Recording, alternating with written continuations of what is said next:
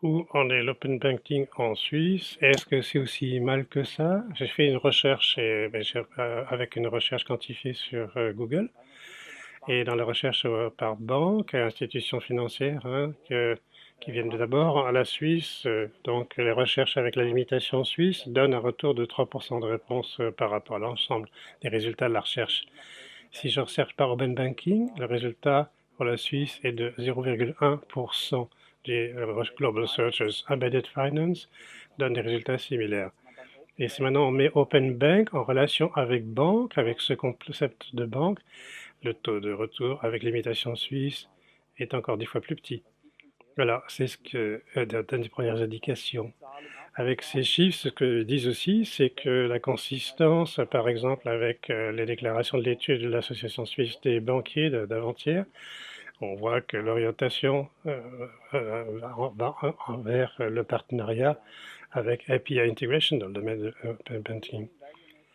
Pour Operating and Value Network, c'est quelque chose qui est important.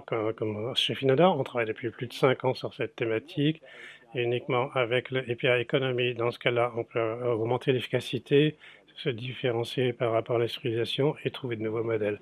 Définitivement, ce qui est important, c'est qu'on puisse concrétiser ce type de nouveaux schémas et de les concevoir.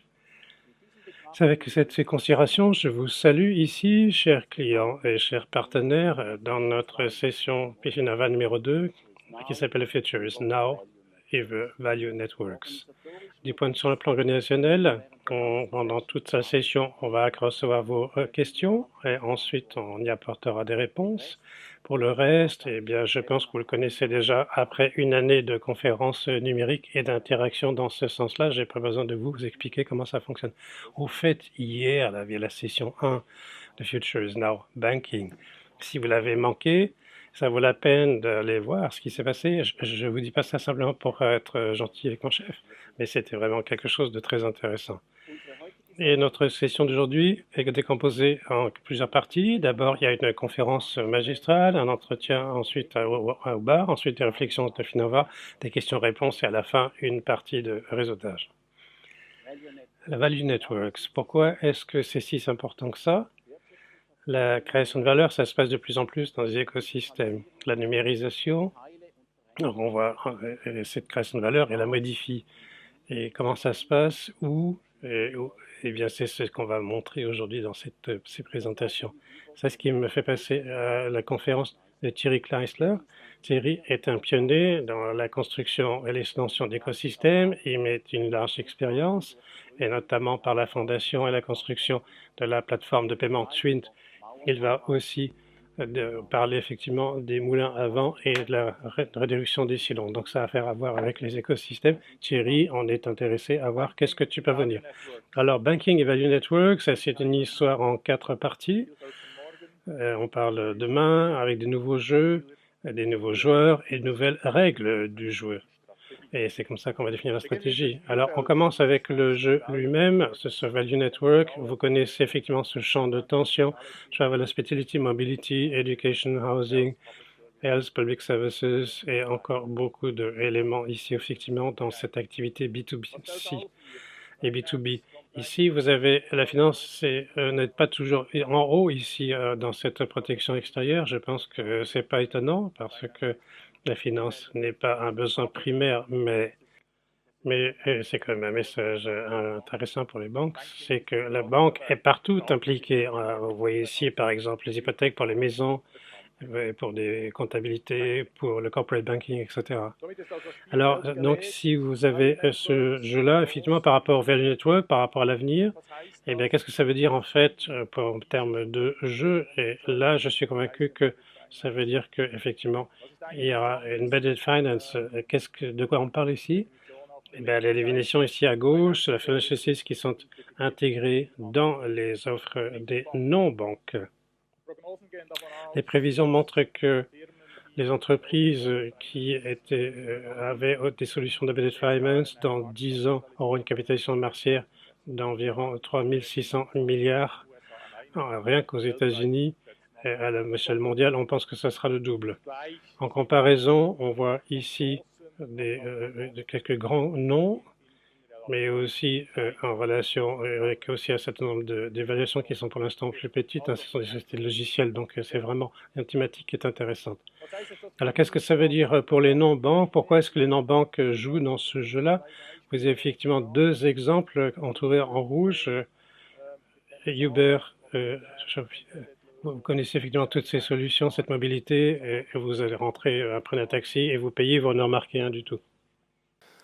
Alors ici, on arrive sur un deuxième exemple avec des choses moins visibles dans le domaine de financement flexible au point de vente. Ça veut dire qu'on achète et achète à crédit.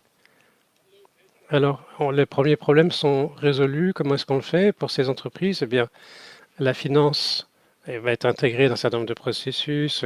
On renforce aussi la relation avec les clients. Ça veut dire que les clients se sentent bien. Ils sont donc, par exemple, avec Uber, ils sont effectivement intéressés. On gagne de l'argent. Et une partie de cela va aussi vers le client. Et au final, il y a un meilleur, ce qu'on appelle un customer journey. Donc, ça veut dire que par rapport à ce qui se passe dans l'embedded finance pour les banques, ça devient plus compliqué parce qu'on voit ici qu'à droite, on a le direct customer, c'est le modèle qui est abordé aujourd'hui avec des transactions, capabilities, des produits financiers, tout cela sont proposés par des banques. Et puis, donc, ça, c'est des services qui ne sont pas forcément très intelligents, mais Embedded Finance 1.0, ça existe depuis longtemps, c'est dans des produits bancaires avec en Angleterre, par exemple, avec Tesco qui fait ça depuis plus de 10 ans en vendant des produits financiers. Donc, la nouvelle histoire, aussi tout à droite, c'est dans Banking as a Service. C'est donc les banques sont en fait simplement détiennent des licences. On a tout au milieu toute cette bloc au milieu qui se profilent comme des prestataires de services intelligents. Il y a aussi d'autres players qui peuvent aussi être des fournisseurs. Et en plus, on a bien sûr la marque comme Uber, par exemple. Alors, dans le time de market, il y a aussi des revenus. Le time de market est de plus en plus rapide par rapport à ce type d'institution. On peut aussi mettre un certain nombre de choses beaucoup plus rapidement que les global players. Mais le risque, bien sûr, c'est que l'on arrive sur ce qu'on appelle un dump pipe. Ça veut dire que on offre simplement que la partie la plus basse de ces transactions. Alors ça, c'est le jeu. Alors qui joue dans ce type de jeu? Alors j'ai essayé de vous visualiser un petit peu qui joue. Vous avez effectivement le nombre de clients servis en millions en bas sur l'axe des X. On le voit effectivement, il y a des gens qui vont jusqu'à 1 milliard de clients. Et puis à gauche, vous avez la capitalisation boursière de ces joueurs, entre guillemets, donc Facebook, Amazon, etc., qui dépassent le milliard.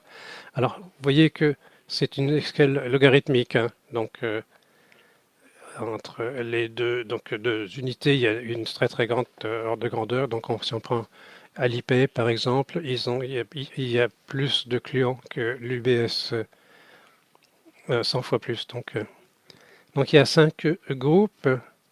Il y a les card games qui sont presque aussi grands que les grandes banques. Il y a des super apps qui sont encore pas très connus, mais ça va venir. Et aussi des e-com gateways. On a effectivement Shopify, PayPal, Stripe et Klarna. Et bien sûr les banques, il y a encore beaucoup d'entre elles. Et on a simplement les plus grandes ici. Donc on voit pourquoi est-ce que ces gens-là jouent dans ce domaine. Les GAFAs, Apple Pay avec sa carte crédit, Facebook avec Libera et Diem, maintenant que ça a changé de nom, Google avec ses propres produits ou Amazon qui fait beaucoup de choses, presque tout en fait dans ce secteur industriel par rapport à ce que fait le monde de la finance. Donc cette présentation, si on veut renforcer ces activités de services financiers, c'est plus forcément tout à fait adapté par rapport à la relation client. Et puis, ils ont plus d'autres modèles d'affaires. Ils ne doivent pas forcément gagner de l'argent avec les services financiers.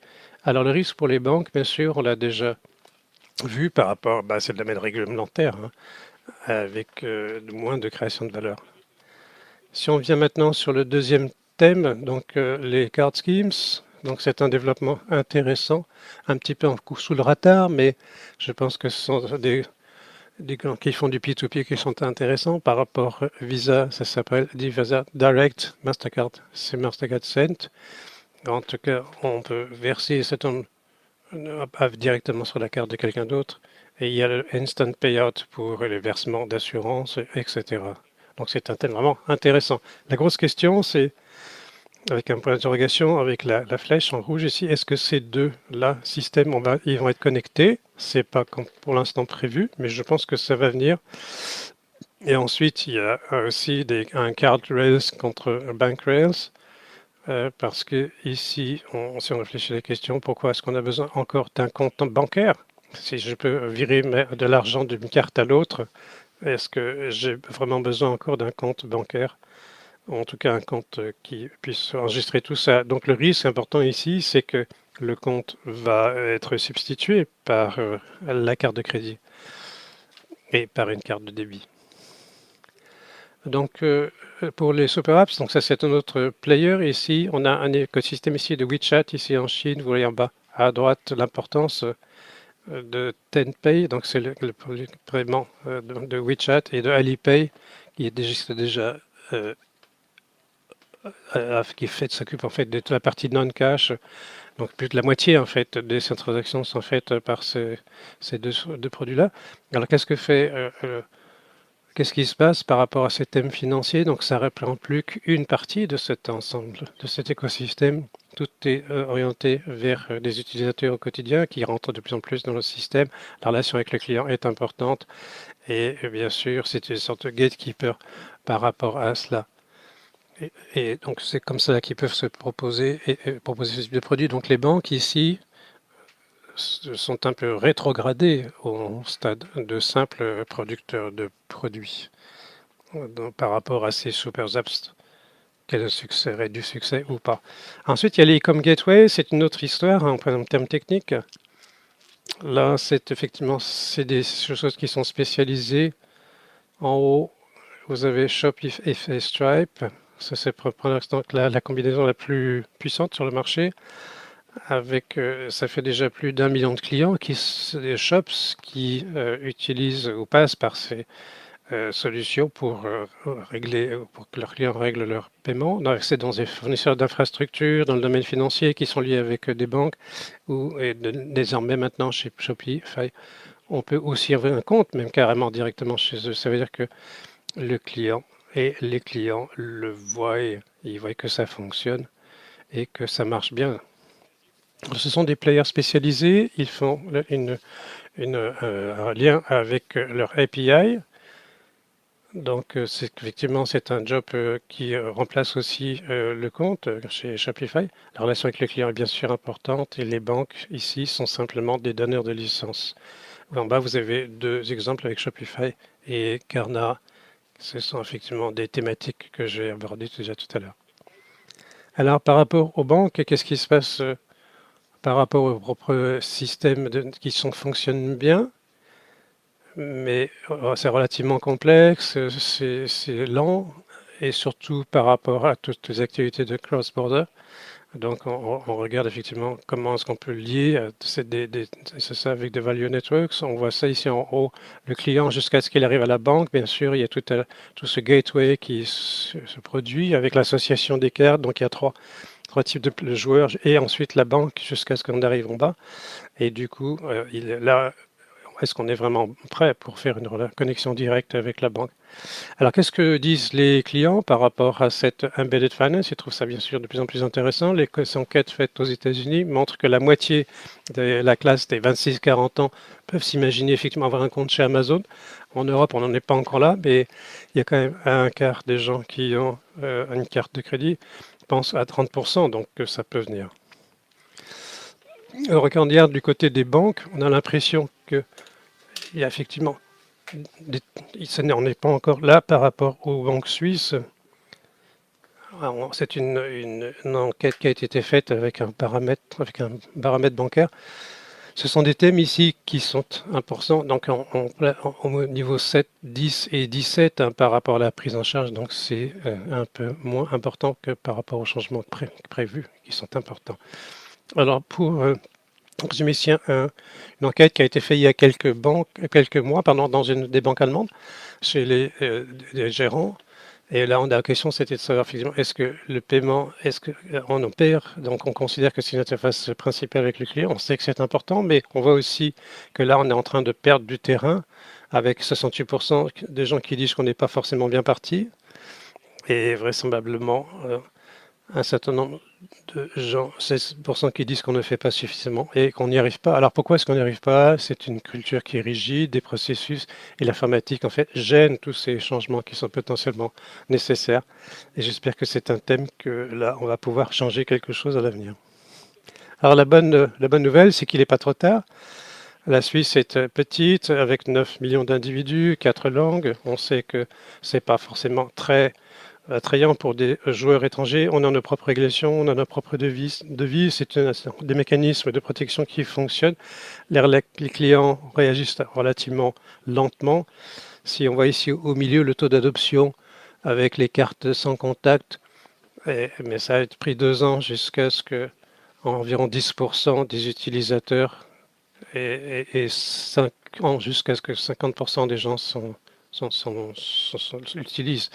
Et le point suivant, c'est qu'effectivement, on a aussi Twint, on a d'autres, on a Digitech, Galaxus, il y a partout aussi des grands joueurs qui jouent, mais qui, en tout cas, ici, c'est des petites solutions, mais en tout cas, elles fonctionnent encore en Suisse. Et peut-être on pourrait faire encore des choses complémentaires par rapport à ça. Alors, qu'est-ce qui va se passer maintenant? Donc, non, ce que je considère, c'est que ce qui est important, c'est que on regarde effectivement si in exponential size, if you increase your performance incrementally, you fall behind exponentially. Ça veut pas seulement qu'il faut être un peu mieux, il faut être beaucoup, beaucoup meilleur et beaucoup plus rapide. Alors, qu'est-ce que sont les facteurs de réussite pour la banque? Intégrer donc tout cela dans les processus des clients, faire de l'open banking, avoir aussi des modèles avec des plateformes et bien sûr changer aussi les paiements instantanés. Alors pour pouvoir mettre ça en pratique, quel est l'état d'esprit? Et je pense que c'est le plus important. Vous connaissez peut-être lorsque le vent tourne en fonction des changements, il y en a quelques-uns qui construisent des murs et d'autres des moulins.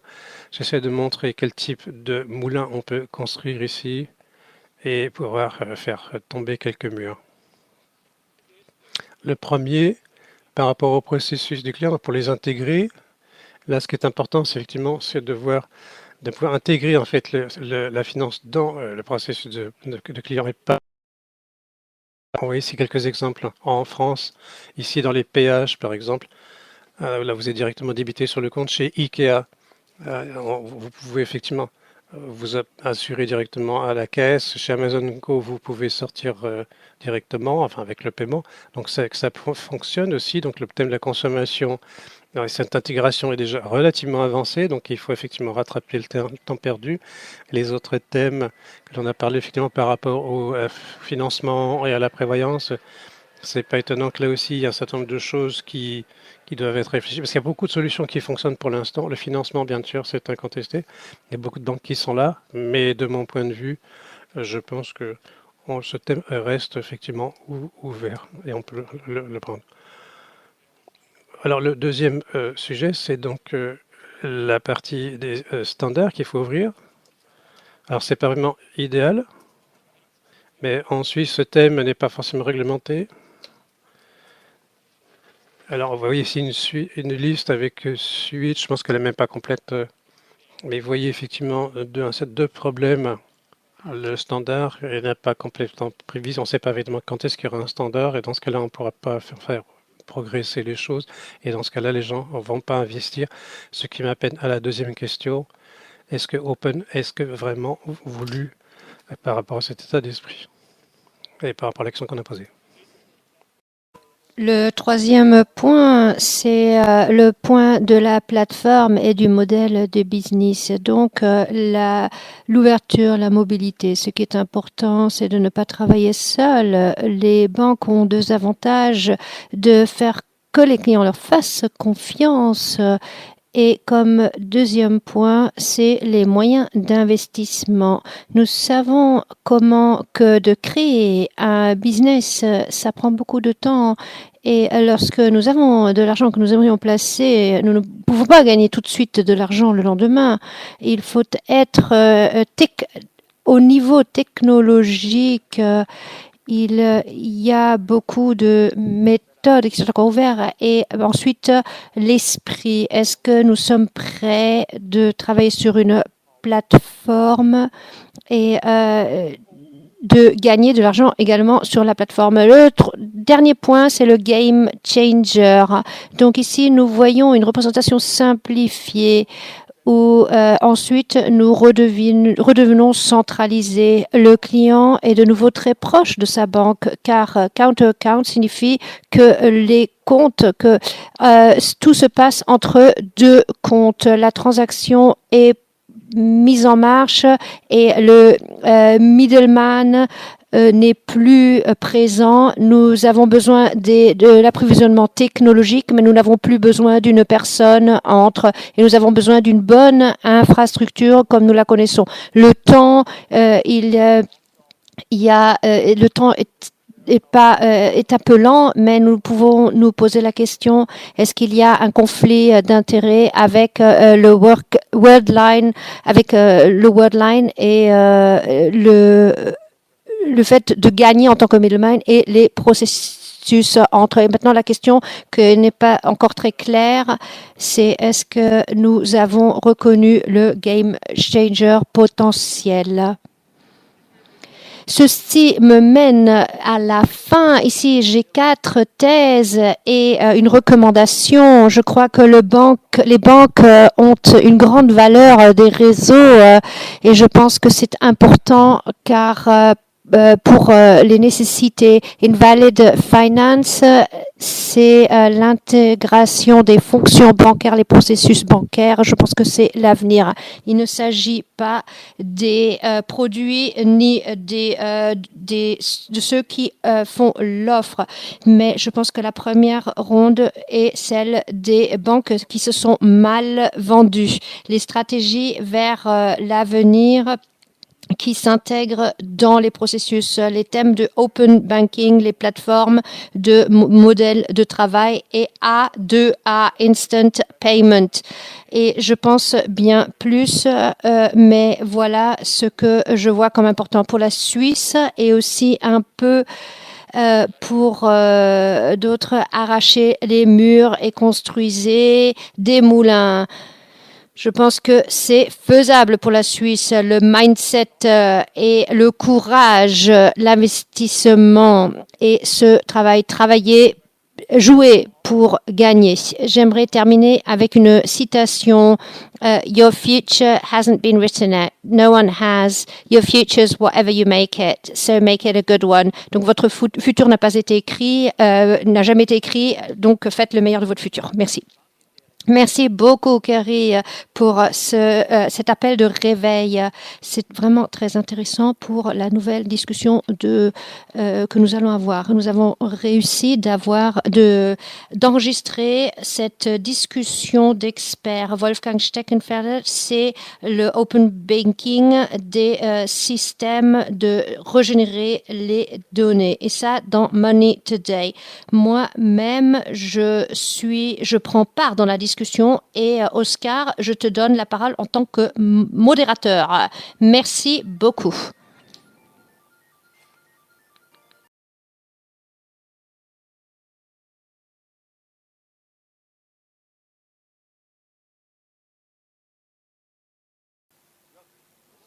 Oui, bonjour. Bonjour à toutes et à tous. Je vous souhaite la bienvenue à notre discussion de bar d'aujourd'hui, notre table ronde.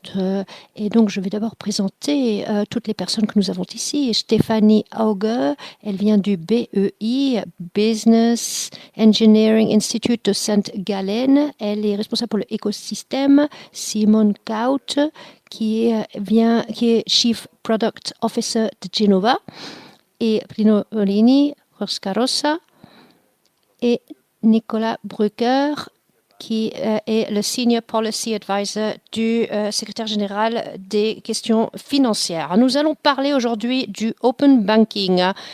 Donc, nous allons commencer directement avec la matière. Stéphanie Auge. Écosystème, Embedded Finance écosystèmes, plateformes et d'autres mots de passe ou mots buzz. Où trouvons-nous l'argent? Est-ce que nous pouvons un peu expliquer la terminologie de embedded finance? Où est-ce que les banques gagnent de l'argent ici? Très bonne question, mais j'aimerais retourner la question. Mais pourquoi est-ce que nous faisons du embedded finance et pourquoi est-ce que nous avons des écosystèmes? Si nous regardons les écosystèmes, ce sont des systèmes qui viennent de plus en plus et ce ne sont pas des produits, il n'y a pas de garantie, il n'y a pas d'assurance et les services. Donc les services intégrés, je peux seulement les proposer si je travaille au-delà des industries et avec des réseaux structurels des différentes entreprises et industrie. Et là, c'est très important l'écosystème et nous parlons des graphes ensuite. Une fois que nous regardons les différents systèmes, c'est seulement des enabled systems. Embedded systems, c'est que nous avons un contexte qui va pas au détriment du client. C'est-à-dire, si par exemple, nous avons avec Tesla, avec les différentes assurances, etc. Ceci, c'est embedded finance. Et si maintenant, pourquoi avec les banques, nous avons les moyens de financer, je pense que pas toutes les banques ont des solutions de financement ou des crédits. Au contraire, il faudrait dire qu'il y a sûrement certains spécialistes qui travaillent très bien et qui ont déjà un portefeuille assez ample. Mais en général, les banques devraient se poser la question où est-ce qu'ils pourraient utiliser des embedded services pour avoir la plus-value pour le client et réfléchir si ceci est utile. Donc, ce sont des plateformes qu'une banque doit offrir ou proposer. Non, nous devrions le percevoir comme un portfolio. Je peux en fait avoir des super services en tant que banque, mais si je donne différents écosystèmes, je peux seulement être porteur de service et donc si maintenant je veux proposer un service, quels sont les besoins et les nécessités des clients pour, par exemple, valuable assets, etc. Et je peux toujours continuer. Et ça également avec d'autres services. Bon, merci beaucoup. Les fintech travaillent déjà avec ce biais. Par ce biais, les banques qui ont des big tax ou d'autres taxes, est-ce que ça peut être intégré? Mais comment cela peut fonctionner? Car ils ne comprennent plus rien des banques. Je ne crois pas que les banques ne travaillent pas en combinaison avec les fintechs. Je crois que les B2B résout les problèmes des banques. Mais je pense qu'il est quand même important qu'il y a beaucoup de banques qui ont des problèmes avec les B2C, fintech, business to client. Et ainsi, je pense qu'il y a du potentiel et avec les big techs, il faut travailler vraiment très prochement avec eux, que ce sont les WhatsApp, ce sont les Facebook, ce sont les Instagram, ce sont les grandes applications. Et je pense que Jane Fraser, elle est CEO de Citi et elle a l'année dernière, au mois de novembre, elle a donné des bons keynotes en parlant de Google Pay. Elle travaille énormément avec Google Pay aux États-Unis et elle a dit très clairement que les big techs sont responsables pour technologie et techno-finance. Nous faisons les banques. Et donc, si nous allons en coopération avec les big techs, il y a des interfaces, il y a des connaissances d'utilisateurs, ils savent faire du IT, mais les systèmes, donc c'est pour ça que la valeur, les trusts, les banques, et de trouver les interfaces entre les deux pour pouvoir travailler et coopérer ensemble. Et les banques sont là pour nous aider, pour satisfaire nos besoins. Exactement. Donc, les Costbaker. Alors, de plus en plus d'entreprises tech vont dans les big techs et veulent proposer de plus en plus de banques. Ils n'ont pas besoin d'être une banque car il y a une révolution à ce niveau-là. Et donc, est-ce que ceci nous fera du bien et que pense le régulateur si il y a de plus en plus de tech dans ce monde des banques sans être une vraie banque? Effectivement, il y a beaucoup de tech sur les marchés qui essayent de s'organiser et également des services. Et je pense que la première réaction en tant que régulateur est de voir si les conditions de cadre, si en fait tout fonctionne, surtout aussi le côté légal qui n'est pas à négliger. Et je pense qu'on a toujours deux idées. Il y a toujours deux facettes. D'une part, la protection, de protéger le client, de protéger la stabilité financière, de protéger le côté banquier. Mais de notre côté, c'est une innovation, c'est-à-dire comment est-ce qu'on peut développer des nouveaux modèles de travail. Et je pense qu'un bon exemple ici est dans les services bancaires. Et il y a quelques années, on y avait pensé. Que peut-on faire si quelqu'un voudrait accepter de l'argent, comme par exemple style de banque, mais sans avoir de transformation, liquidité, sans tous les risques qui en proviennent. Et donc, nous avons créé une licence FinTech avec laquelle nous pouvons offrir des services de transfert sans plus de nécessité, car s'il n'y a pas assez de services, bien sûr, on peut également faire moins. Donc, je pense que le côté de réguler cette situation vient en premier lieu. Ensuite, en deuxième lieu, ce serait une question basique, les embedded finance et les open finance. Que signifie ceci pour le client? Et en Suisse, à la fin de l'année dernière, lorsque le Bundesrat, donc le Conseil fédéral, a placé une loi et dans les finances, il est très clairement précisé que le Open Finance est écrit et nous voulons promouvoir le Open Finance. C'est une idée que les données, les clients sont les propriétaires de leurs propres données et doivent le rester. Et donc, juste comme question encore supplémentaire, est-ce que les banques sont prêtes de s'ouvrir? Est-ce que les banques peuvent s'ouvrir? Si oui, que se passe-t-il avec toutes les régulations au nom des techs? Est-ce qu'ils vont pouvoir travailler avec les techs de façon efficace? Est-ce qu'elles sont capables? Donc, car ce que nous voyons de nos jours, il y a quelques banques qui veulent promouvoir dans ce domaine et ça fonctionne très bien. Il y a du mouvement, il y a du changement et je pense qu'il y en a qui connaissent la nécessité de ce thème et qui connaissent et qui savent que c'est stratégique et ce que ça signifie pour le futur. Et si nous n'allons pas dans cette direction, ça n'aura pas un impact aussi efficace, mais il y en a aussi d'autres qui attendent pour certaines raisons. Et comme régulateur, en tant que régulateur, nous pouvons peut-être travailler ensemble, faire avancer les choses, peut-être même pas en tant que régulateur, mais quand même. La même question, je vais la poser à Simon Karl. Est-ce que les banques sont prêtes de s'ouvrir? La Finova est donc responsable pour tout le technique. Et Rikas Brücker va voir avec que ça fonctionne de façon régulatoire et la technologie. Du point de vue de la technologie, qu'ont besoin les banques pour qu'elles puissent s'ouvrir? Les banques ont besoin de différentes composantes. Nous pouvons commencer par le côté technique, donc j'aimerais le placer comme deuxième point. Et pour voir dans le worst case, toute l'ouverture dans les value networking pour les valeurs, je pense il faut le trouver du côté du business et certaines choses ont été mentionnées, il faut les spécifier et ensuite les utiliser. Avec B2B, B2C, Open Banking en spécifique, comme nous le comprenons, est valable dans le contexte B2C, donc avec l'interface qui sont mises en place où le client peut décider avec quelle application il peut travailler. Et ensuite, nous sommes dans la technique, nous sommes arrivés du côté technique. Du côté technique, bien sûr, c'est très important, l'intégration, la sécurité, l'infrastructure de la banque s'ouvre et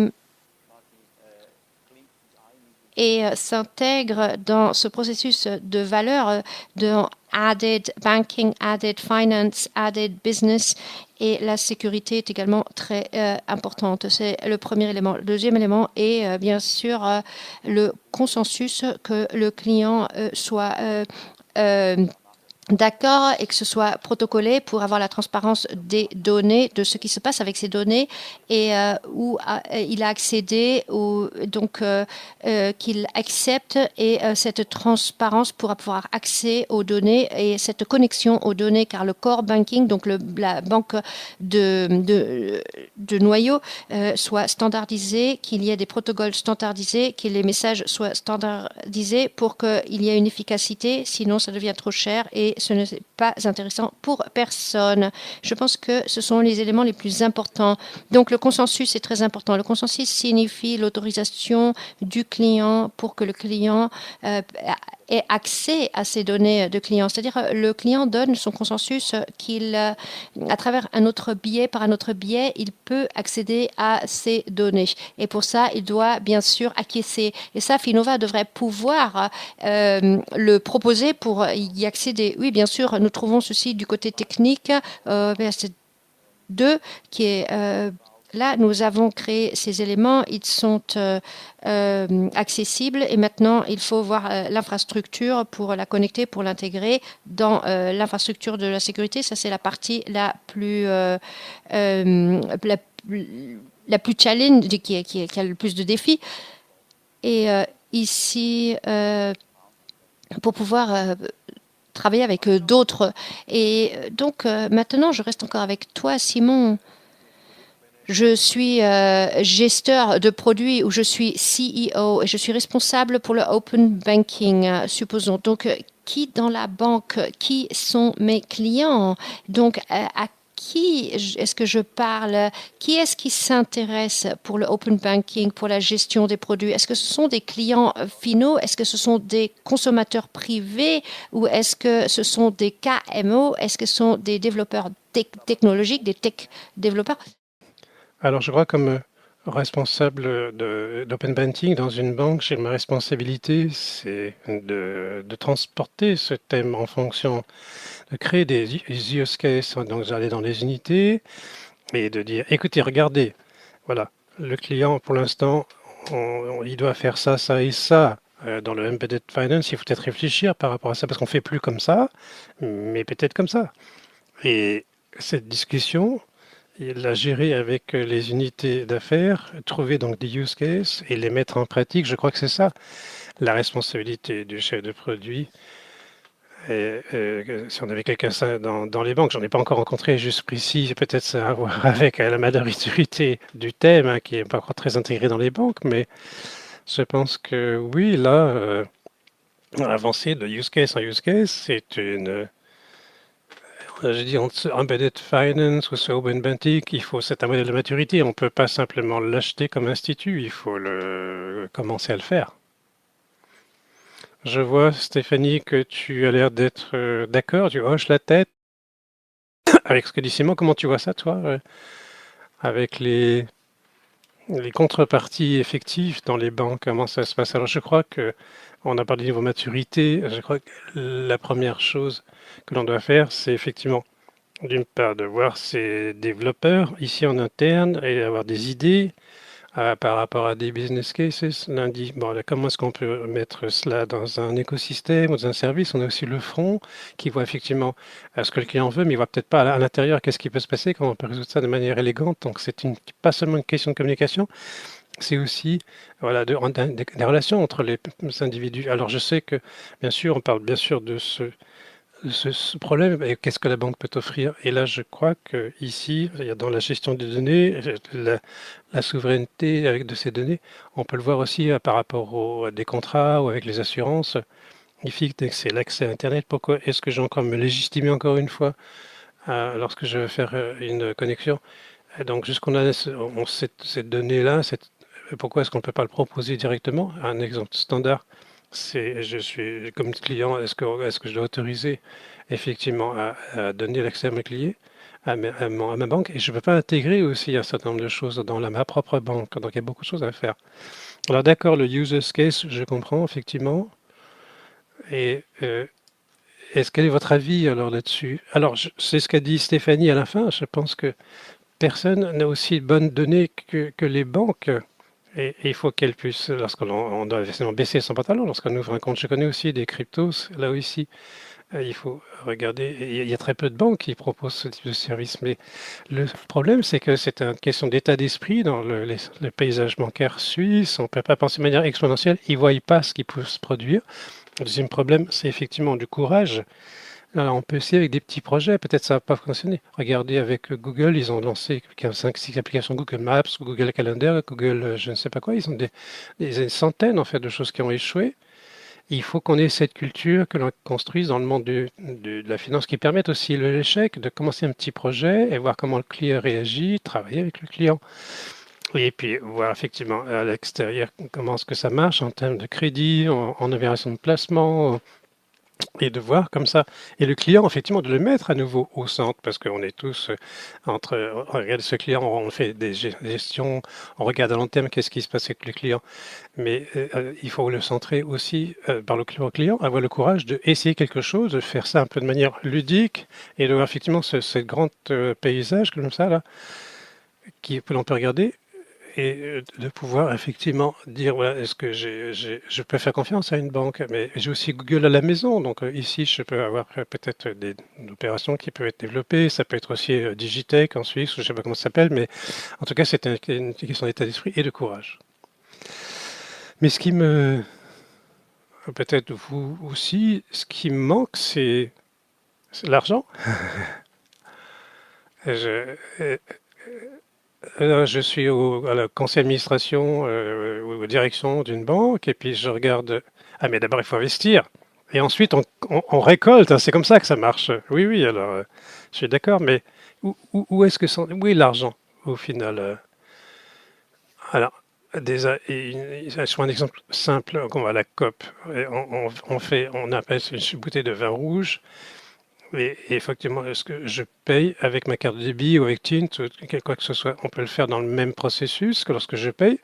Eh bien, oui, on est déjà libéré. Donc, on peut gagner en efficacité chez Coop où tous les détaillants, ils peuvent être cette interface qu'on l'obtient d'une banque ou peut-être la banque peut-être reçoit un peu d'argent pour ça, quelques centimes, je ne sais pas, mais c'est quelque chose qui c'est donner cette possibilité de monétariser cette transaction.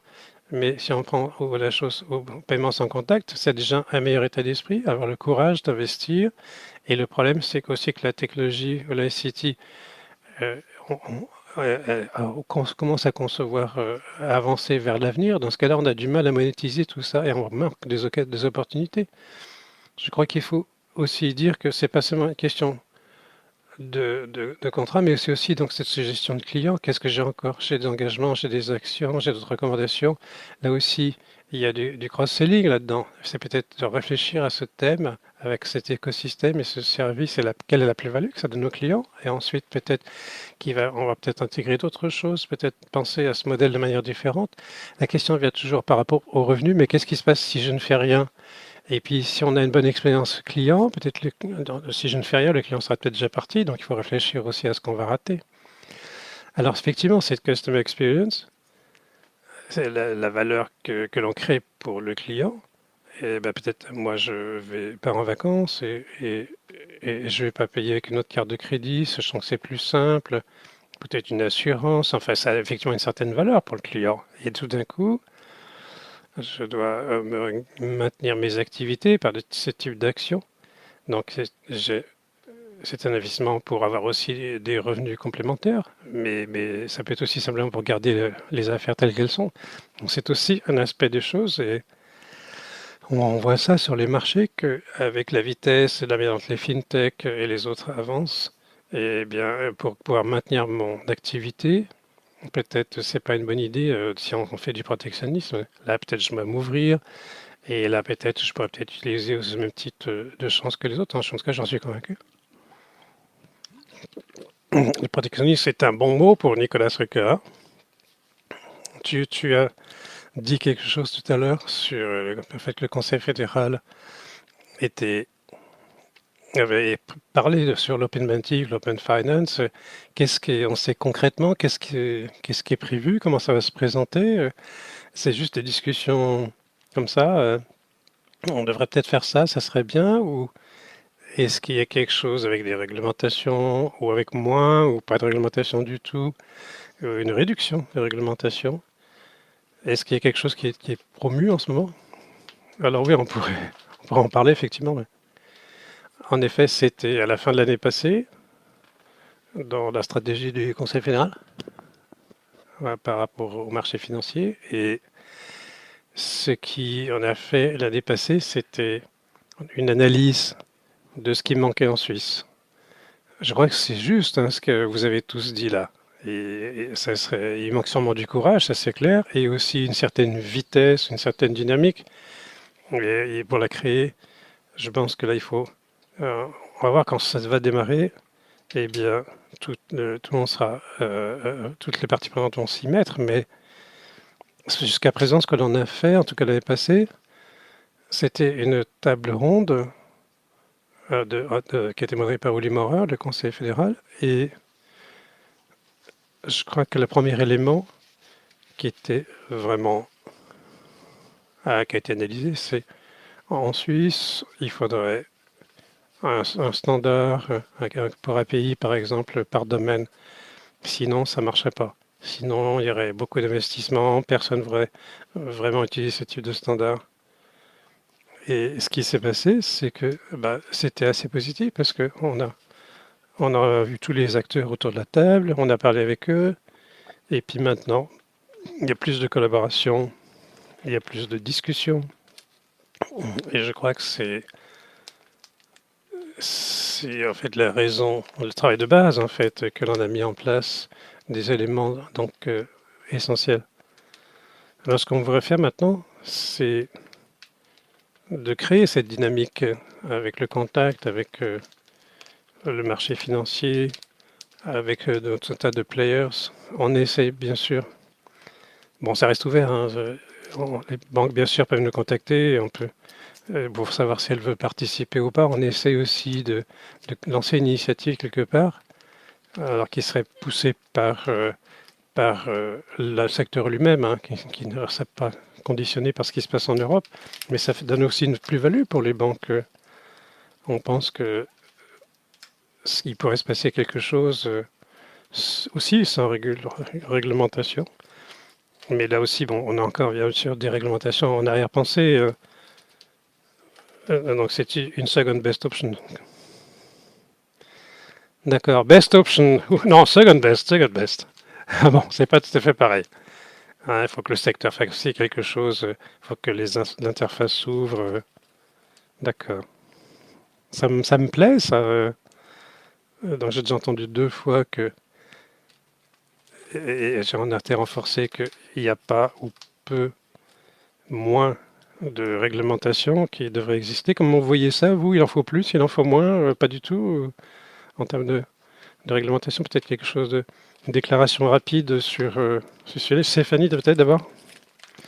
Alors, ce que l'on regarde ce qui se passe au Royaume-Uni, je crois que c'était un des pays un des plus actifs par rapport à ce type d'activité. En tout cas, c'est ce que j'ai vu avec l'industrialisation. C'est parti par la standardisation, l'automatisation. Donc, il y a énormément de potentiel. Et si chacun, effectivement, commence à venir avec son interface lui-même, on ne sait pas où est l'USP ou la valeur ajoutée avec toutes ces API.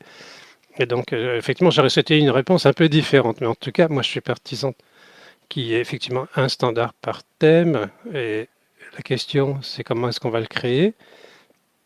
Et il faut voir, effectivement, il y a des processus collaboratifs, par exemple, des choses qui sont open source, qui peuvent rentrer aussi dans le contexte européen. Ça peut être aussi des produits bancaires qui sont sur le marché suisse. Donc, il faudra mettre tout ça ensemble et que tout le monde soit ici ensemble. Mais je pense que c'est important, effectivement, de mettre ça dans la planification et de créer en fait de la plus-value pour les uns pour les autres. Ou peut-être que je n'ai pas bien vu la chose alors. Alors moi, je soutiens ça, Stéphanie. Par rapport à la vitesse, on n'est pas encore tout à fait au top niveau. On est quand même très loin de ce qui serait nécessaire, mais je trouve que c'est pas tellement une question qui participe ou pas, mais c'est que la vitesse ne correspond pas par rapport à ce que des choses qui en a besoin.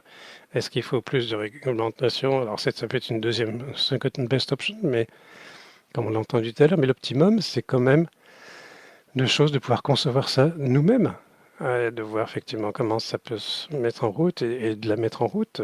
Et là, je pense que c'est important, bien sûr, concevoir, faire une approche avec le marché, comme on la connaît ici en Suisse, mais ensuite, il faut qu'il y ait une dynamique et qu'il y a la vitesse dont tu as parlé, effectivement, aussi, il faut la faire avancer.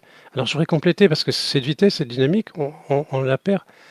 On n'est plus dans la Champions League. Et c'est pour que la Suisse joue quand même un des meilleurs bandstings ici en Suisse.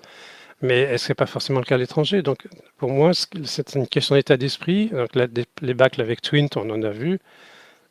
Et donc, il faut, je ne sais pas combien de groupes de travail qui ont été créés dans la partie informatique, sur l'open banking, des initiatives à gauche et à droite, tout ça, un groupe de travail qui se mettent en place. Ça a duré 1 ou 2 ans, qui ont été perdus. Et si les banques se mettaient ensemble, et puis, par exemple, pour le processus d'ouverture de compte, eh bien, dans ce cas-là, cette expérience elle peut être utilisée ailleurs, mais chacun fait son petit truc avec son KYC, on fait ses petites adaptations. Bah, c'est de l'argent et du temps qui est perdu. En fait, l'industrie doit se mettre ensemble, pas en faveur d'une réglementation, mais alors on peut dire qu'effectivement il faut une certaine réglementation quelque part, mais il y avait le PS2 qui était rentré en live au Royaume-Uni l'année passée aussi. Et il y a aussi une discussion là-dessus avec le conseil fédéral qui a dit oui, il faut qu'on fasse quelque chose en chambre. Mais est-ce qu'on veut jouer dans la Ligue des champions pour conserver le paysage suisse bancaire tel qu'il est ou pas? Alors dans ce cas-là, on abandonne la création de valeur. Oui, je crois que pour nous, les prochains mois vont être importants. Hein, voir qu'est-ce qui se passe. Est-ce que les bases sont créées? C'est vraiment ce qu'on essaie de faire. Sinon, on va réfléchir de cette deuxième best option qui va être de faire une réglementation. Je crois que par principe, c'est pas mieux. Personne ne souhaite ça. Mais donc il y a des use cases qui peuvent être utilisés, qui se sont produits aussi sans réglementation, mais pour l'instant, il manque une certaine dynamique. Hein. Beaucoup sont actifs, font quelque chose, mais il manque effectivement cet élan. Et peut-être que les banques vont trop bien. Mais l'autorégulation, c'est peut-être pas. La question, c'est quoi et qu'est-ce qu'il faut réglementer? Les Anglais ont des choses similaires, mais qu'ils ont fait autrement. Qu'est-ce qui est mieux? Pas de réglementation du tout je t'avais interrompu, Simon, tout à l'heure. Oui, alors, tu as parlé de l'interface. Alors, là, on est étonné que, bon, si on parle de ce bread and butter comme l'ouverture du compte et le KYC, là, en fait, il y a encore des interfaces individuelles. Lorsqu'on regarde dans l'industrie, il y a une logique de coût qui fait que on ne parviendrait pas à l'idée d'avoir quelque chose de différent. On a entre les différents fournisseurs, on a différents standards, différentes normes qui ont été définies. Bien sûr, il y a des qualités un peu différentes, mais la standardisation est énorme et dans ce cas-là, on fait beaucoup d'économies. Et on arrive à automatiser tous ces processus, mais ici, dans le monde des banques, ça n'a pas eu lieu. Je ne connais pas non plus les raisons, mais à chaque fois, lorsqu'on parle d'interface, à gauche, à droite, ah non, on fait toutes les choses de manière individuelle et les chances de prendre des choses et puis de dire, voilà, de faire un changement, de penser au client, de lui donner un processus numérique et qui ne vienne pas seulement de la banque, et d'avoir quelque chose de standard, de le convenir ensemble et de le mettre en route avec une certaine diffusion, bah, c'est vraiment super important. J'espère qu'on n'a pas besoin de réglementation pour ça. Parce que, en fait, il faut un esprit analytique là, qui est derrière, qui le verrait tout de suite d'ailleurs. D'accord. Oui, alors, est-ce qu'il faut un PSP2 avec un Swiss finish en Europe, ou en tout cas, ce PSP2, on l'a regardé effectivement, il a été considéré et on s'est dit que c'était peut-être pas une bonne solution. Surtout à cause de tous ces processus d'autorisation, il y a aussi la certainisation des API, mais aussi il y a tout ce processus qui peut créer un problème important en termes d'autorisation. Comment est-ce que vous voyez ça? Est-ce que par rapport, est-ce qu'il faut une contrainte par rapport au PSP2 avec un Swiss finish ou sinon, comment est-ce que la Suisse devrait se présenter maintenant? Comme j'ai dit préalablement, je ne suis pas un fan de la régulation. Je pense que nous y arriverons sans réguler. Alors, soit l'industrie fait de son mieux et là, si vraiment on veut travailler dans le Champions League ou non, c'est ça la question. Je veux dire, on peut continuer à jouer, mais à la fin, ça a un impact sur toute l'économie, sur les talents, l'image du travail. Je pense que nous devons vraiment nous ouvrir. On doit vraiment voir le Open Bank comme une grande chance. Je vois énormément de potentiel, peut-être pas demain, mais après-demain. Et que ce soit efficace au point de vue financier, il faut investir dans les interfaces. Ça coûte de l'argent, c'est clair, hein. Et peut-être nous avons vraiment besoin un peu de pression. Il faut peut-être vraiment qu'on force un peu les fédérations parce que dire c'est la dernière chance et de mettre de la pression sur eux. Je pense que c'est obligatoire pour que tout le monde se mette ensemble et pour que nous standardisons. Les banques peuvent utiliser le SIX, nous avons Fino, et donc nous avons tous les moyens, tous les outils. Donc est-ce qu'on peut rendre le banking sexy? Ça va seulement uniquement avec l'open banking, hein. Je pense que ça, c'était pas du chantage qui vient de vous faire, hein. Mais oui, je pense qu'il vaut mieux travailler sans être forcé. Mais nous avons toujours ceci en arrière-plan comme seconde best option. Et je pense que si nous regardons ce qui s'est passé dans les derniers mois, il y avait beaucoup plus de travail en commun et les associations travaillent ensemble. Donc, les associations des banquiers, des projets de banquiers, etc. Et c'est très positif en fait. Et nous devons créer cette dynamique et voir ce qui se passe dans les mois à suivre. Ce serait très important. Oui, tu le dis bien que les banques ont vraiment une bonne raison. Il y a 2 ans, c'était encore différent. Nous sommes sur le bon chemin maintenant pour l'exprimer de telle façon. Dernière question.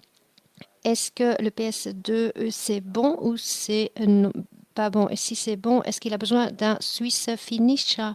Donc technologiquement, j'aimerais pas donner mon opinion, mais comme interface de standardisation, les interfaces standardisation sont censées, ça réduit les frais, que ce soit Open Maps, est-ce que c'est censé? Oui, c'est rapide, et puis que ce soit un processus où il y a un développement, mais que les banques aient vraiment le courage d'avoir la fantaisie de pouvoir travailler là-dessus, car je veux dire, c'est pas pour soi-même. Je pense qu'il y a vraiment beaucoup de choses à faire à ce niveau-là.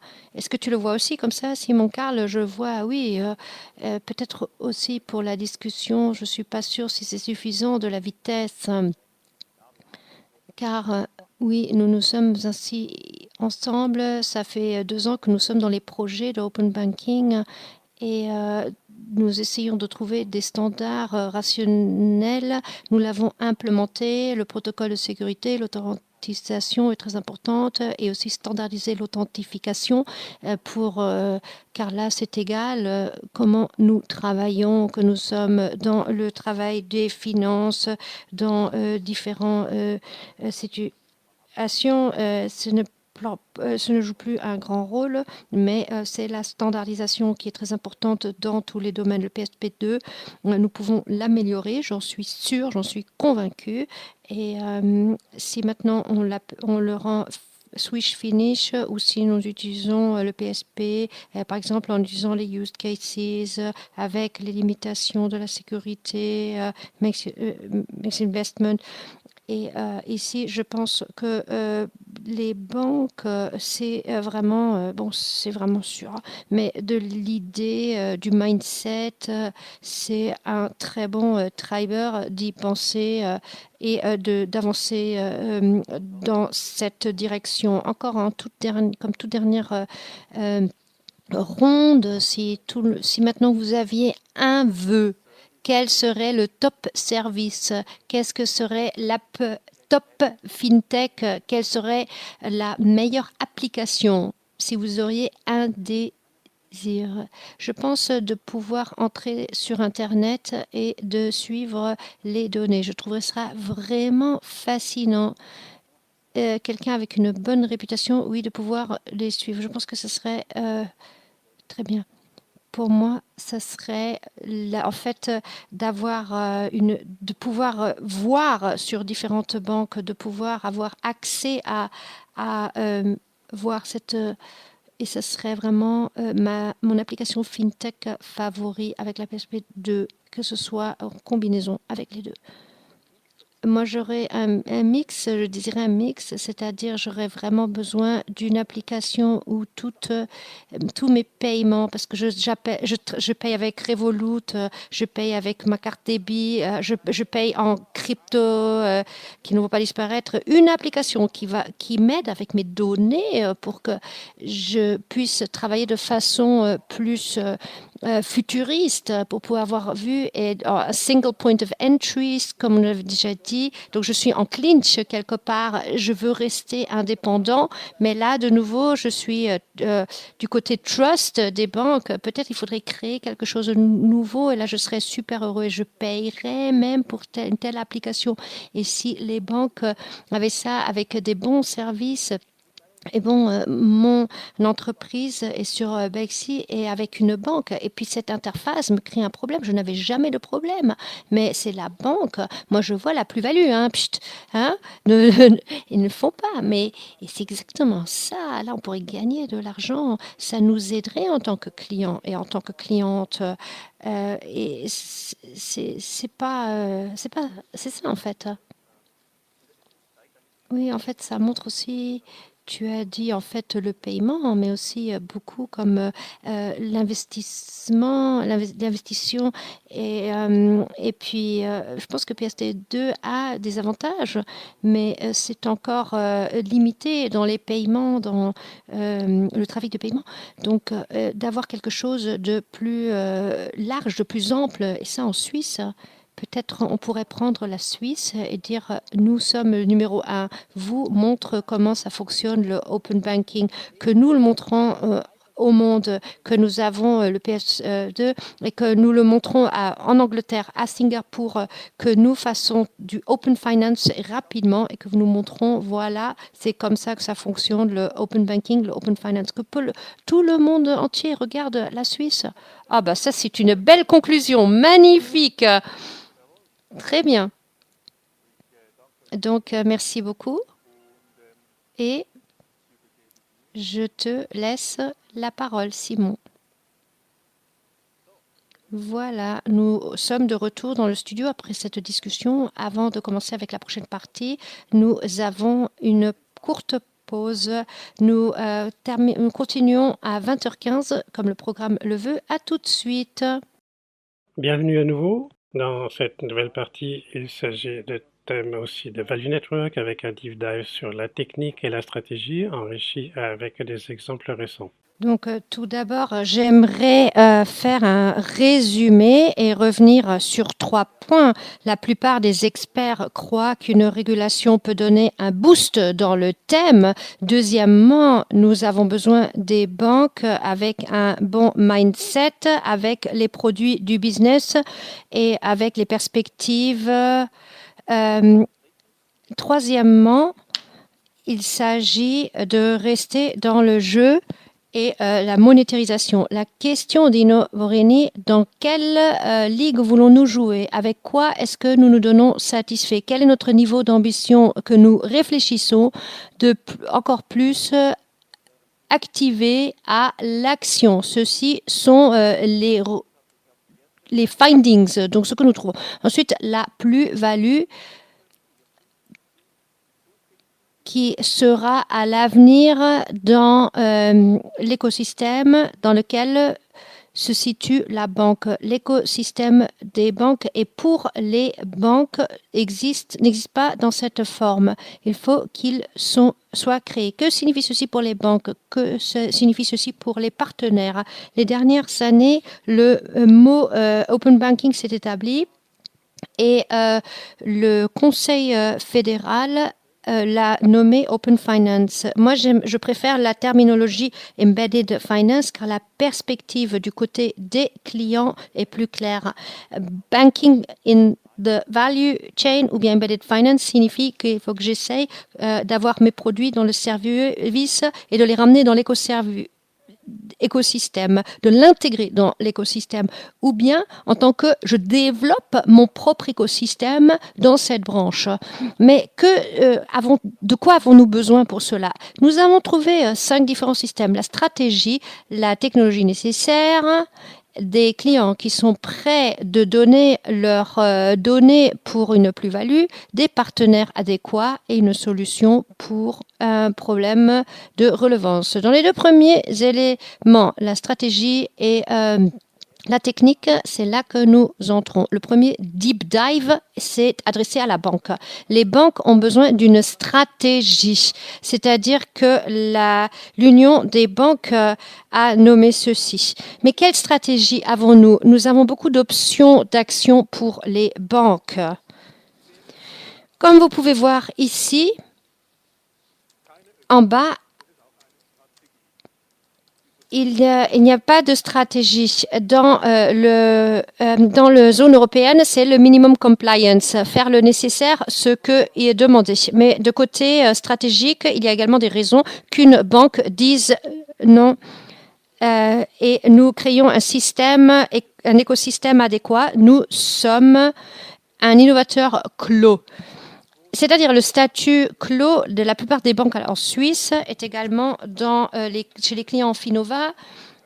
C'est l'option d'action d'une ouverture de production basée sur les produits. Nous avons des coopérations avec des fintechs, avec Contourista, avec Lara et d'autres logiciels KMO et RoboAdvisor avec TwoWells sont des exemples typiques dans notre communauté.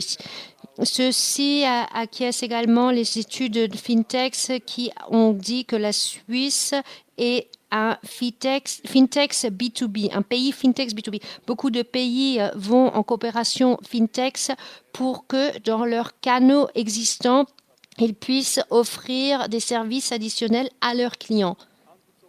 Les options d'action numéro 3 sont les open bank typiques. C'est une ouverture des banques sur la plateforme. Ici, nous avons donné un exemple dans le panel, c'est-à-dire si j'achète une bouteille de vin rouge au coop, il y a toujours ce check de mon âge. Et si le client déjà paye avec une carte débit ou utilise de FinTech, dans ce API, il y a déjà le check de l'âge et la banque prend une petite somme pour ceci. Domaine d'activité numéro 4. Alors ici, ce sont les banques, elles viennent des plateformes. Donc, pas seulement une seule ouverture pour soi-même ou pour des tiers, mais les banques deviennent aussi des exploitants. Les banques deviennent des chefs d'orchestre. Et donc, on a déjà quelques exemples sur le marché suisse comme l'UBS Key4 ou Value pour la plateforme pour les hypothèques pour le post-finance. Alors, il y a quelques options possibles entre rien faire et devenir soi-même un exploitant de plateforme. Quelle est la stratégie que vous poursuivez? Alors, question de Ralph Hauteur, elle fait partie déjà donc à cette première enquête que l'on a déjà affichée sur cette première interface. Quels sont les domaines que vous voulez occuper? Il y a plusieurs réponses possibles. Aucune ouverture sur la base de produits, sur la base de services, ou extension des activités de base, ou je ne sais pas. Veuillez maintenant donner vos réponses et je vais pouvoir ensuite partager les résultats dès que je les aurai.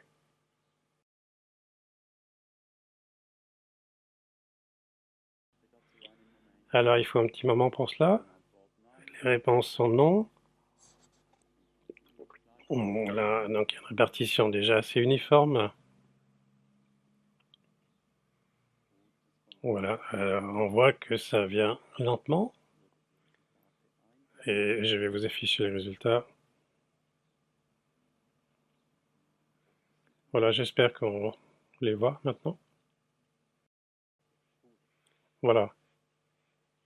Alors, merci beaucoup pour vos réponses. On entend souvent le concept de plateforme avec les modèles à base de plateforme. Thierry en a déjà parlé à plusieurs reprises. Les GAFA, c'est la première chose qui nous vient à l'esprit. Mais c'est pas toujours en fait du big tech ou du fintech. Il y a aussi des plateformes locales pour des solutions locales avec des besoins locaux. Dans le cadre de notre initiative d'écosystème, on a travaillé avec l'Institut de Saint-Gall, avec le Business Engineering. On a défini un cadre pour différents rôles. Ici, il y a des providers, des consommateurs, des orchestrateurs et les consécuteurs comme un marquage de base. Et donc, je réfléchis comme institut, je peut-être définir un certain rôle, mais je peux aussi avoir différents rôles avec des décisions multiples en fonction des situations. Et pour que tout cela ne reste pas trop théorique, maintenant Ralph Footer et Yes Milman va nous montrer quelques illustrations avec des exemples pratiques. Sven, donc j'ai 4 options possibles pour les banques, je vais les montrer. Et toi, tu as différents exemples que tu nous as trouvés. Tu peux nous les montrer, s'il te plaît? Oui, bien sûr, mais avant de commencer les exemples un par un, je voudrais encore dire quelque chose par rapport au rôle ou les rôles que ces banques doivent pouvoir jouer. Donc ça peut être très différent, hein. Le mieux, c'est peut-être que je regarde le multibanking. Et donc, si moi, comme banque, du multibanking chez moi, à l'intérieur de l'e-banking, dans ce cas-là, je suis déjà dans le deuxième champ d'application que tu as présenté tout à l'heure. Ça veut dire une ouverture à base de produits. J'ouvre mes produits avec des offres complémentaires, dans ce cas-là de multibanking et avec des informations par le compte bancaire ou par les différents comptes d'autres banques qui gèrent les mêmes comptes, ou j'amène mes données en tant qu'ouverture par rapport au service dans l'application d'un fournisseur tiers. Donc aussi une application multibanking ou un genre de dashboard neutre en fait, comme ça se présente. Donc c'est ça pour montrer que c'est pas simplement soit, mais c'est aussi à différents rôles que l'on peut prendre sur le même thème aussi, mais c'est aussi sur différents thèmes.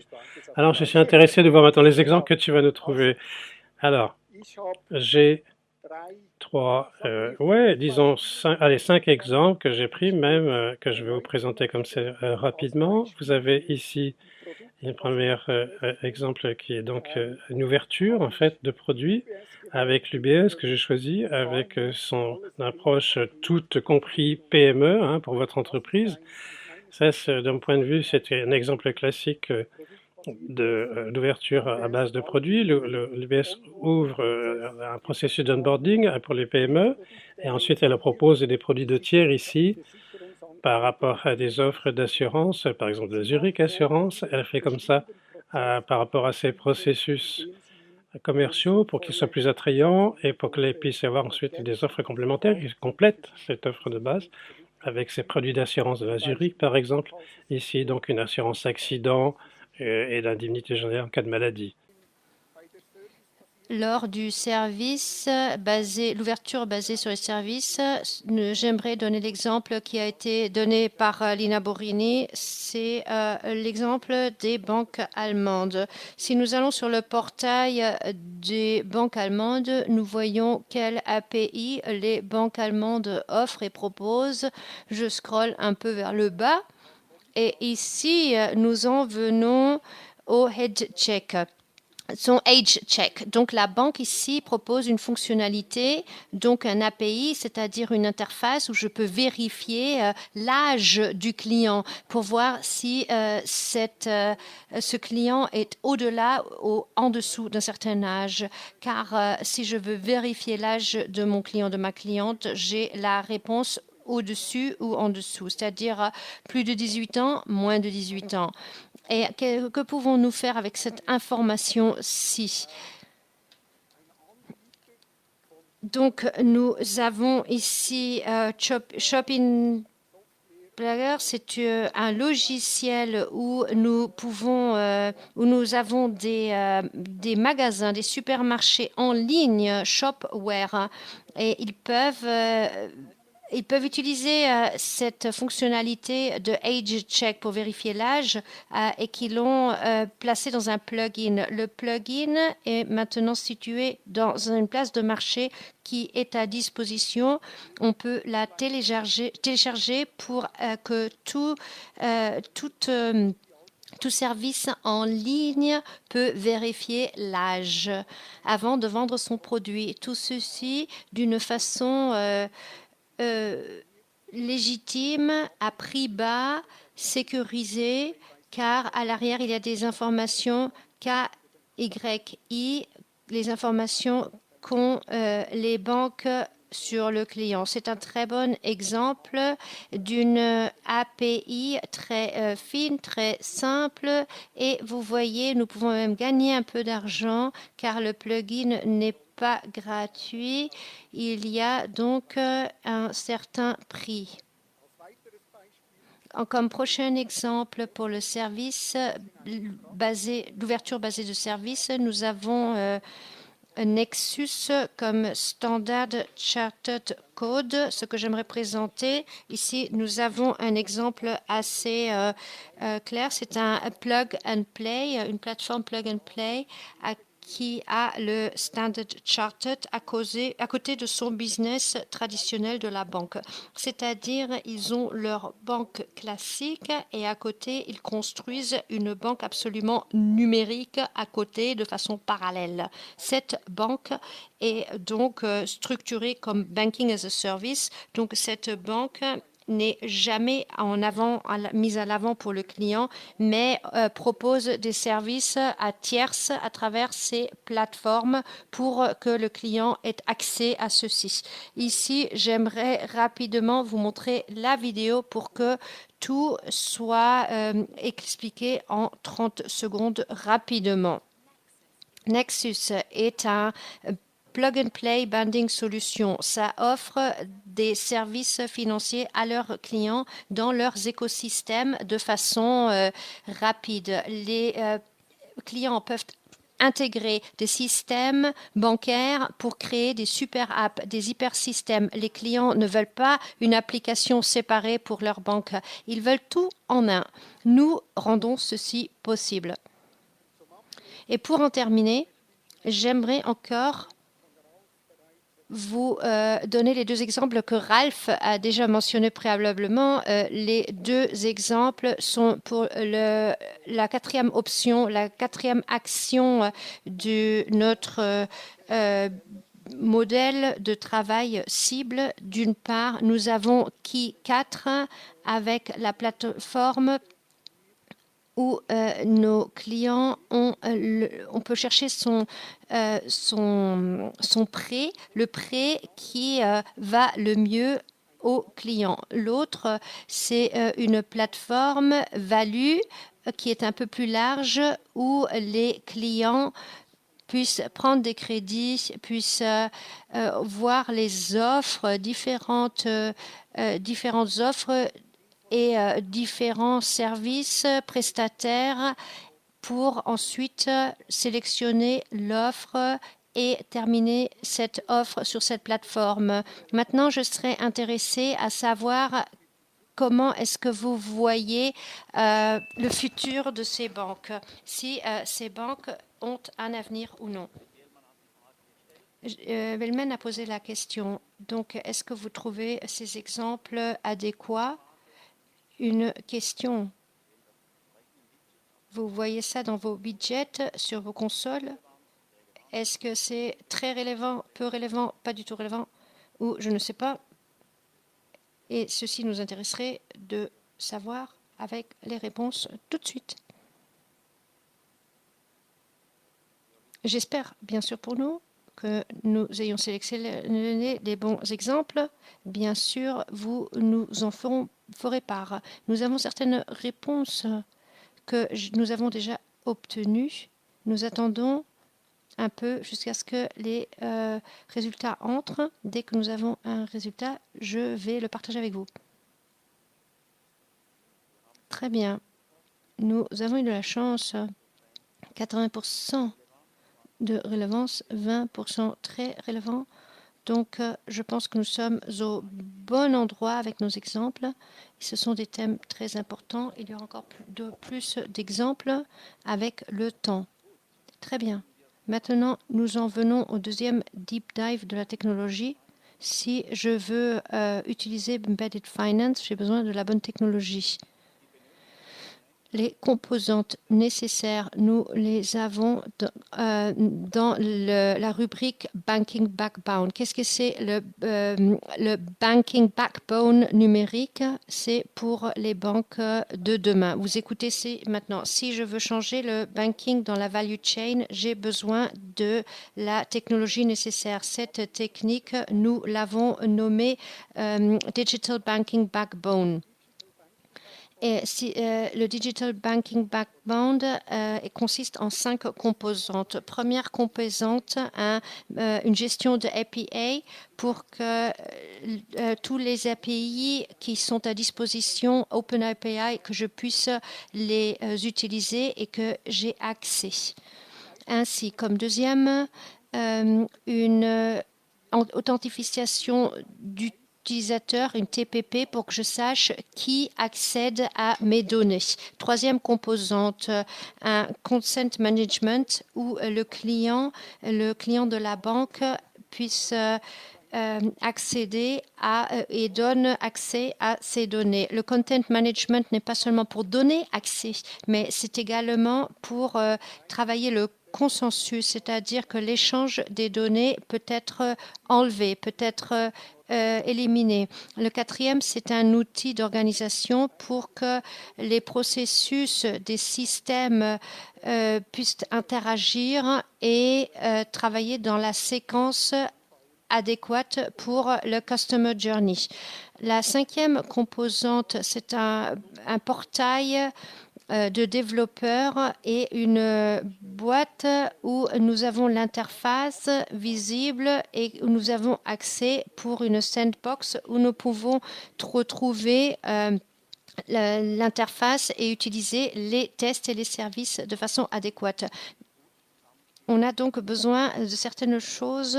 Innova a ces éléments non seulement en papier, mais intégrés de façon live dans Open Banking, dans un service. Et nous allons concrétiser ceci après. Nous travaillons encore sur des API avec le Open Banking Project CA. Ceci nous amène au prochain sondage. Jusqu'où est-ce que vous trouvez Embedded Finance respecté en tant que value chain taille avec le process management et pour que ce soit... Est-ce que vous êtes d'accord avec ceci? Est-ce que vous êtes en partie d'accord ou pas d'accord, ou est-ce que vous ne le savez pas? Alors, vos réponses, s'il vous plaît, sur la console. Et je vais relire les résultats dès que ma consolidation avec les réponses se met en place.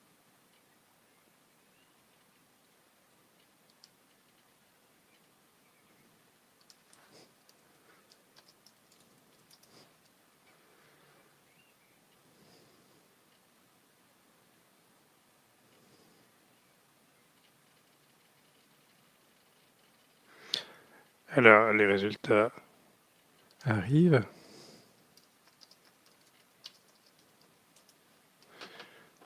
Alors, je vais afficher ces résultats. 75% sont totalement d'accord avec ce point de vue. 16% le partagent en partie. Et une petite partie ne sait pas encore exactement comment ça va se passer. Alors, je vais maintenant avec ce modèle de création de valeur.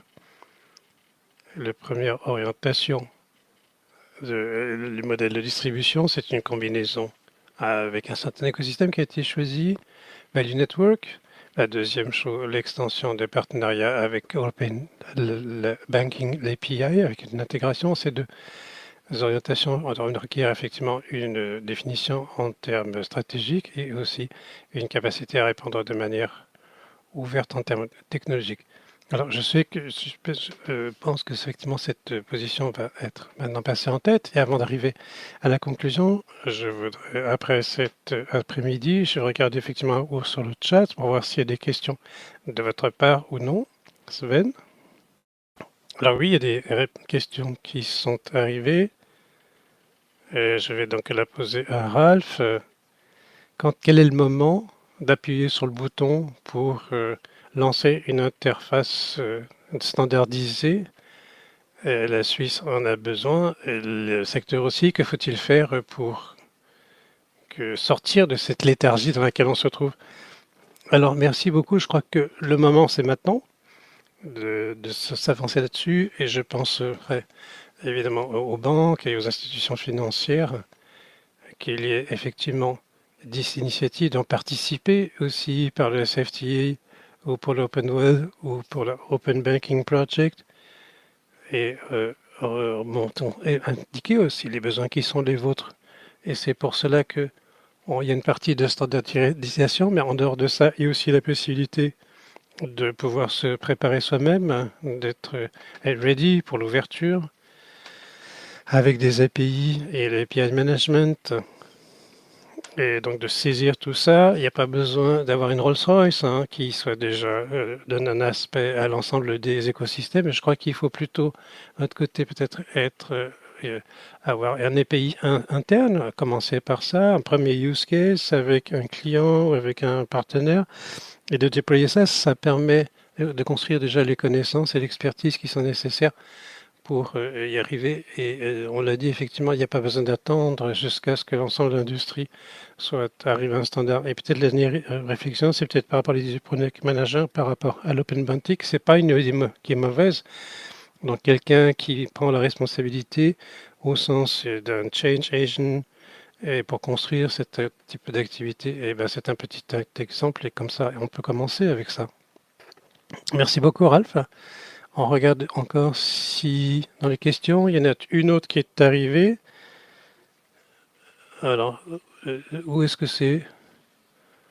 C'est plutôt une remarque en fait, une constatation qu'une question. Ça va en direction de la gestion de la qualité et des processus qui sont liés à la technique ou aussi au niveau de technique pour savoir si c'est pas plutôt un composant important par rapport au thème de l'open banking. Je pense que Simon, c'est toi qui avais les 5 éléments que tu as résumés tout à l'heure. Je pense que la gestion de la qualité fait partie aussi de cela.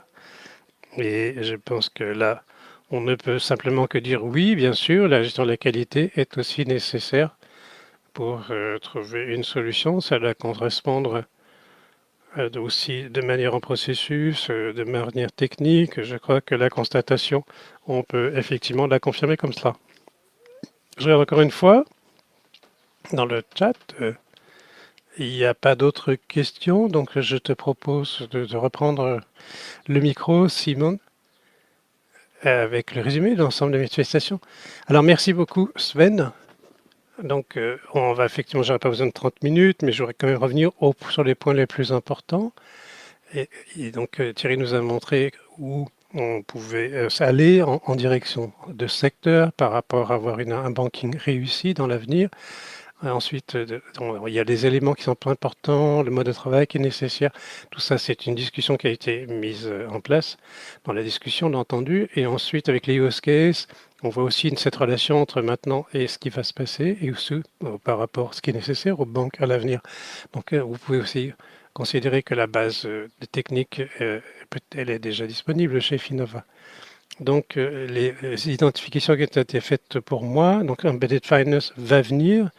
Ça va peut-être nous aider à étendre cette chaîne de création de valeur, mettre en place un écosystème. On peut le faire qu'ensemble avec un réseau de partenaires. Et là-dessus, il nous faut aussi des capabilities, donc des aptitudes qui sont spécifiques à ces deuxièmes mois. Nous, chez Finova, ce que l'on veut, c'est effectivement participer à l'évolution du système financier suisse et des banques en général, et vous comme partenaire par rapport à ce thème, que ce soit de manière structurelle. Cette image ici nous aide pour cela. Il y a les besoins de ce côté-là et la stratégie de l'autre côté. Il y a encore, bien sûr, encore beaucoup d'autres choses qui ont en effet les uns sur les Bien sûr, les détails de cette image, on va vous les publier en fait dans le Insight du mois d'août et je suis sûr que on va réfléchir ensuite à cette session par rapport à cette création de valeur et où donc vous avez effectivement fait un saut en avant ici grâce à cette discussion. Alors je vous remercie ici, donc j'aimerais en tout cas Gary Knighter pour ses idées, Stéphane pour aussi René Brady, Nicolas Brucker, Ostendera pour la discussion qui a été lancée tout à l'heure et pour vous, donc cette chère communauté Finova, pour votre intérêt à cette participation. On arrive maintenant à la fin de cette session d'aujourd'hui, de ce réseautage qui aura effectivement sur demi. Et alors, je vous invite à y participer pour partager, discuter sur cette plateforme, pour poser des questions ou simplement pour dire bonjour ou retrouver des connaissances. Comme ça, vous pouvez le faire. Et donc, comme ça, vous pouvez ouvrir ce widget, c'est en bas quelque part à droite, et vous pouvez donc cliquer là-dessus. Donc, ici, je vous remercie en tout cas, et à bientôt sur le Wonder.